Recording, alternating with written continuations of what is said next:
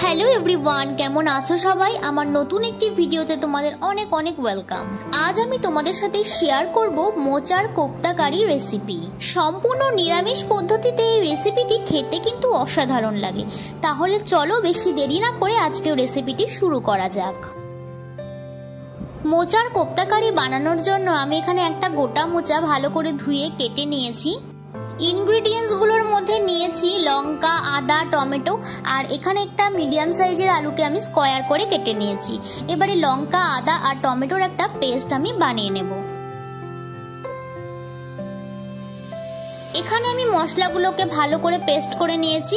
এবারে মোচাগুলোকে জলে একটু কিছুক্ষণের জন্য ফুটিয়ে নেব।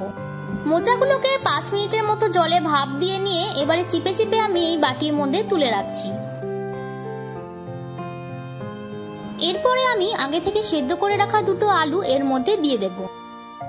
এরপর দিয়ে দিচ্ছি 3 টেবিলস্পুন বেসন, 2 টেবিলস্পুন চালের গুঁড়ো,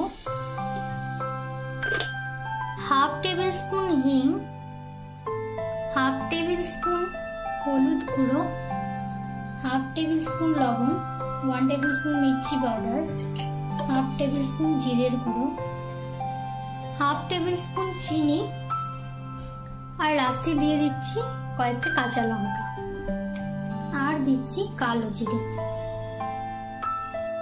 এবারে সমস্ত ইনগ্রেডিয়েন্টস গুলোকে আমি ভালো করে মেখে নেব।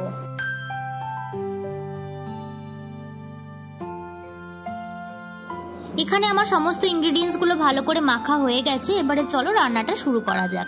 এখানে আমি প্রথমে একটা প্যান নিয়ে নিয়েছি। প্যানটা গরম হয়ে আসলে দিয়ে দিচ্ছি পরিমাণ মতো সর্ষের তেল। এরপর তেলটা গরম হয়ে আসলে আগে থেকে কেটে রাখা আলুগুলোকে তেলের মধ্যে দিয়ে দেব। পরিমাণ মতো লবণ ও হলুদ দিয়ে আলুগুলোকে কিছুক্ষণের জন্য ভালো করে ভেজে নেব। এখানে আমি আলুগুলোকে ভালো করে ফ্রাই করে নিয়েছি। এবার একটি পাত্রে তুলে নেব। এরপর ওই প্যানের মধ্যে আরেকটু তেল দিয়ে এক এক করে কোপ্তাগুলোকে আমি ফ্রাই করে নেব।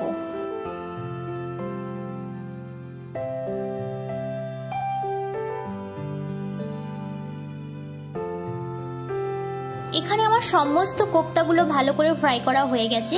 এবার এগুলোকেও একটি পাত্রে আমি তুলে নেব। এবারে ওই একই তেলের মধ্যে আমি ফোড়নগুলোকে দিয়ে দেব। ফোড়নের মধ্যে আমি এখানে দিচ্ছি তেজপাতা, শুকনো লঙ্কা, জিরে আর 2টো এলাচ। ফোড়নগুলোকে আমি এখানে ভালো করে ভেজে নিয়ে আগে থেকে তৈরি করে রাখা আদা, লঙ্কা, টমেটোর পেস্টটা আমি এর মধ্যে দিয়ে দেব। এরপর এর মধ্যে আমি দিয়ে দেব পরিমাণ মতো লবণ, হলুদ, লঙ্কার গুঁড়ো, জিরের গুঁড়ো, ধনের গুঁড়ো আর দেব একটুখানি হিং। এবারে সমস্ত কিছুকে আমি ভালো করে মিক্সড করে নিয়ে মশলাটাকে কিছুক্ষণের জন্য কষিয়ে নেব।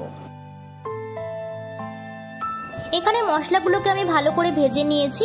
এরপরে দিয়ে দেব আগে থেকে ভেজে রাখা আলু। আলুগুলোকেও মশলার সাথে ভালো করে মিক্সড করে নেব। এরপর দিয়ে দেব পরিমাণ মতো জল। আমি এখানে গরম জল ব্যবহার করেছি। তোমরা চাইলে ঠান্ডা জলও ব্যবহার করতে পারো, তবে গরম জল ব্যবহার করলে রান্নার স্বাদ কিন্তু দ্বিগুণ বেড়ে যায়।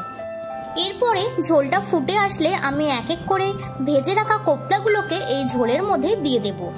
এই কাজটি কিন্তু সবার শেষে করতে হবে, নয়তো কোপ্তাগুলো কিন্তু ভেঙে যেতে পারে। সব শেষে দিয়ে দিচ্ছি 1 চামচ পরিমাণ। আমি এখানে একটুখানি গ্রেভি রেখেছি, কারণ কোপ্তাগুলো ঠান্ডা হয়ে আসলে গ্রেভিটা কিন্তু শুকিয়ে যাবে, সেই জন্য আমি একটুখানি গ্রেভি রেখেছি। তোমরা তোমাদের ইচ্ছে মতো রাখতে পারো। আমাদের মোচার কোপ্তা কারি সার্ভ করার জন্য কিন্তু একদম রেডি। এই রেসিপিটি নিরামিষের দিনে অবশ্যই বাড়িতে একবার ট্রাই করে দেখো, খেতে ভীষণ ভালো লাগে। আমার আজকের রেসিপিটি তোমাদের ভালো লাগলে বন্ধুদের সাথে শেয়ার করো, আর চ্যানেলে এখনো সাবস্ক্রাইব করা না থাকলে অবশ্যই চ্যানেলটিকে সাবস্ক্রাইব করে নিও।